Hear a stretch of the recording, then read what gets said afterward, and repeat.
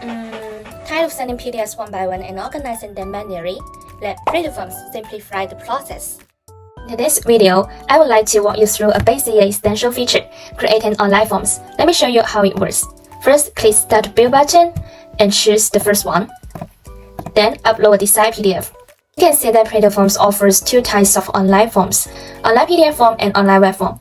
Online PDF form maintains the original format of your documents, giving users a familiar interface to fill out.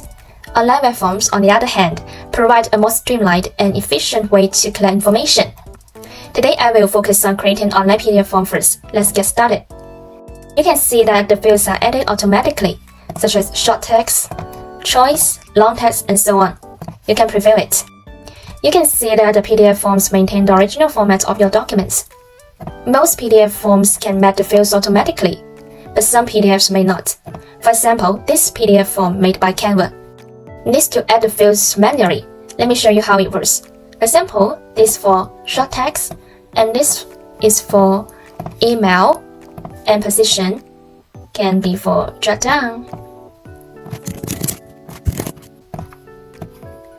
And here is for long text. Date, time, and let's assume it is for signature. If you're good with this, you can publish it. Now you have already get the URL in Basket and QR code. I also want to share the form setting here. You can edit the setting as you like, such as opening the Show Download PDF on last page and saving it.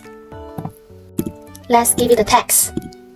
Open it in a new window and input the form.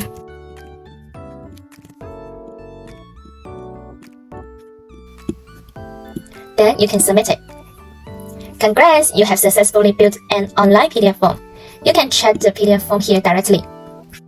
PlatoForms will also send you a notification. You will receive an email as well.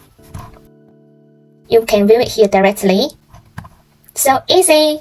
Now it is your turn to give it a try. Happy building!